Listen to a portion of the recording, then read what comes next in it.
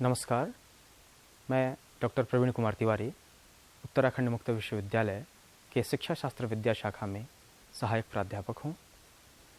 आज आप लोगों के समक्ष प्रतिचयन के कुछ प्रकारों पे चर्चा करूँगा।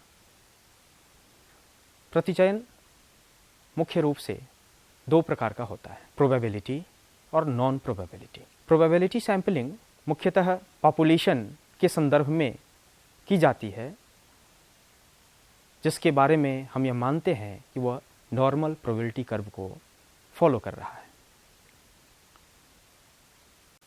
जिसमें प्रत्येक सदस्य के बारे में हमारे पास सूचना मौजूद है और जिससे चुने गए सदस्यों के विषय में हम यह कह सकते हैं कि वे सदस्य पॉपुलेशन के समस्त गुणों को धारण करते हैं, जिससे प्राप्त सूचनाओं के आधार पर हम जनरलाइजेशन का समुचित रूप से काम कर सकते हैं और जिसमें चयन का आधार रैंडम होता है। इसके विपरीत नॉन प्रोबेबिलिटी सैंपलिंग में यह जरूरी नहीं है कि पॉपुलेशन नॉर्मल प्रोबेबिलिटी कर्व को फॉलो करे। साथ ही पॉपुलेशन के साइज के संदर्भ में भी शोधकर्ता को पूरी तरह से जानकारी नहीं होती है कि सदस्यों की संख्या कितनी है।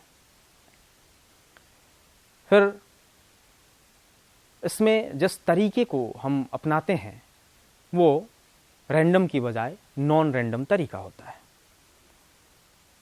और इसके द्वारा लिए गए निर्णय में एक्यूरेसी कम होती है। और एक बड़ी चीज कि इसमें जनरलाइजेशन की क्षमता कम होती है। ये दो मुख्य रूप से सैंपलिंग के आधार हैं, प्रोबेबिलिटी सैंपलिंग जिसके लिए रैंडम सैंपलिंग का प्रयोग करते हैं और नॉन प्रोबेबिलिटी सैंपलिंग जिसके लिए नॉन रैंडम सैंपलिंग का प्रयोग करते हैं।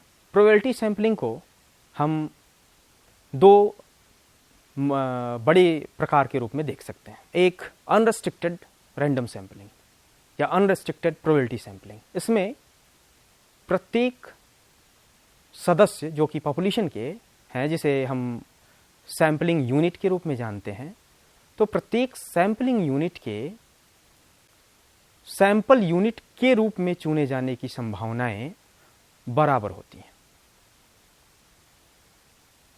इस प्रकार के प्रतिचयन को हम सरल प्रतिचयन या सिंपल रैंडम सैंपलिंग के रूप में भी जानते हैं। जो दूसरा प्रतिचयन का तरीका है वो रेस्ट्रिक्टेड रैंडम सैंपलिंग का है, जिसमें प्रतिचयन इकाइयों के सैंपल के रूप में चयनित होने की प्रायिकता ज्ञात तो होती है, परंतु प्रत्येक सदस्य के चुने जाने की प्रायिकता बराबर नहीं होती। इसके प्रमुख प्रकार के रूप में systematic random sampling, cluster random sampling, stratified random sampling और मल्टी स्टेज रैंडम सैंपलिंग हैं। सिस्टमैटिक रैंडम सैंपलिंग में हम किसी एक सदस्य को रैंडम तरीके से चुनते हैं और फिर एक मान निकालते हैं। वह मान पॉपुलेशन के नंबर और सैंपल के नंबर का अनुपात होता है। जैसे 1000 का पॉपुलेशन है और 100 सैंपल ड्रॉ करने हैं, तो 1000/100 अर्थात 10।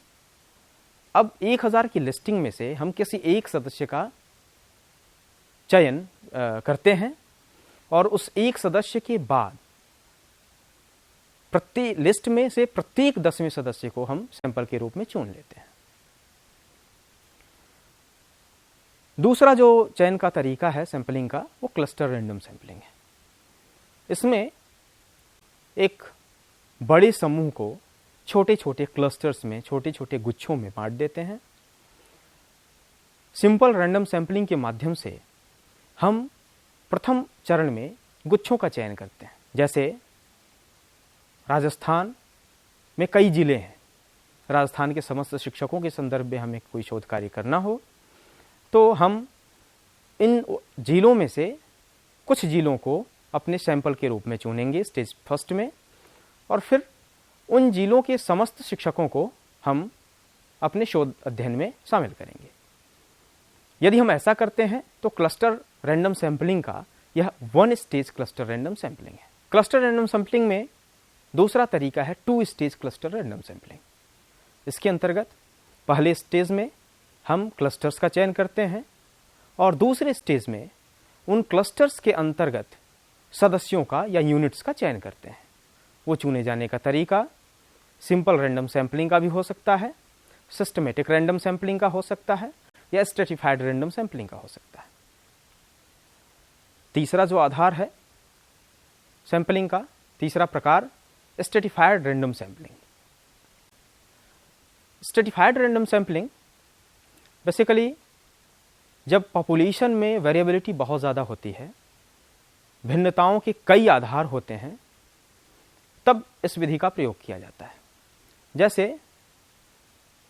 यदि हमें राजस्थान के ही शिक्षकों पे कार्य करना हो तो उन शिक्षकों में से कुछ पुरुष, कुछ स्त्री, कुछ ग्रामीण, कुछ शहरी, कुछ स्नातक, कुछ पीएचडी धारी, अर्थात विभिन्नताओं का कई आधार है, हेट्रोजीनियस पॉपुलेशन है। तो इस सैंपलिंग के अंतर्गत हम सारे इन आधारों को ध्यान में रखते हुए कई स्टेटा तैयार करते हैं और उस प्रत्येक स्टेटा में सिंपल रैंडम सैंपलिंग के माध्यम से या अन्य रैंडम सैंपलिंग के माध्यम से हम सैंपल ड्रॉ करते हैं और फिर उनकी सूचनाओं के आधार पर पॉपुलेशन के बारे में निर्णय देते हैं। मल्टी स्टेज सैंपलिंग जब हम एक साथ या अपने इस शोध कार्य में एक से ज़्यादा सैंपलिंग मेथड का प्रयोग करते हैं, रैंडम सैंपलिंग मेथड का प्रयोग करते हैं, तो मल्टी स्टेज सैंपलिंग कहलाता है।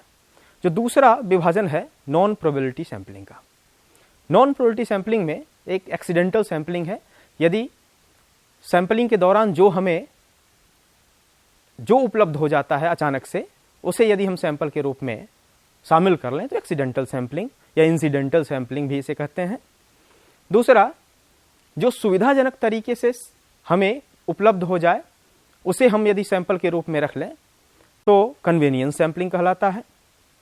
यदि हम अपने शोध के उद्देश्यों के अनुरूप जानबूझकर सदस्यों का चयन करते हैं तो जजमेंटल सैंपलिंग कहलाता है। बहुत सारे प्रायोगिक शोध में भी जजमेंटल सैंपलिंग हम अपनाते हैं। और यदि हम वेरिएबिलिटी के आधार पे पॉपुलेशन को कई स्ट्रेटा में बांट के और फिर उन स्ट्रेटा से नॉन रैंडम तरीके से प्रतिदर्शों का चयन करते हैं तो कोटा सैंपलिंग कहलाता है। कोटा सैंपलिंग और स्ट्रेटिफाइड सैंपलिंग में बस यही फर्क है कि स्ट्रेटिफाइड सैंपलिंग में रैंडमनेस का ख्याल किया जाता है, जबकि कोटा सैंपलिंग में रैंडमनेस का ख्याल नहीं किया जाता। फिर अगली सैंपलिंग का जो तरीका है स्नोबॉल सैंपलिंग। स्नोबॉल एक खेल है जिसमें बर्फ के गोले का गेंद एक हाथ से दूसरे हाथ में फेंका जाता है।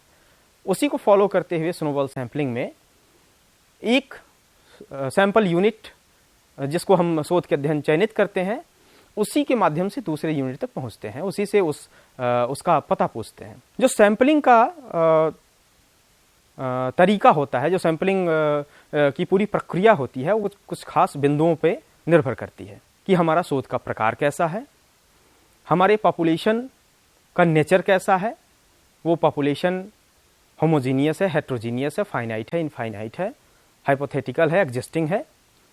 लेवल्स ऑफ मेजरमेंट क्या है, हमारा नॉमिनल लेवल पर मेजरमेंट है, ऑर्डिनल पे है, इंटरवल पे है, रेशियो पे है, और रिसर्चर की लिमिटेशन क्या है। इन सारे आधारों पे हम सैंपलिंग का कार्य करते हैं। आज इतना ही। बहुत बहुत धन्यवाद।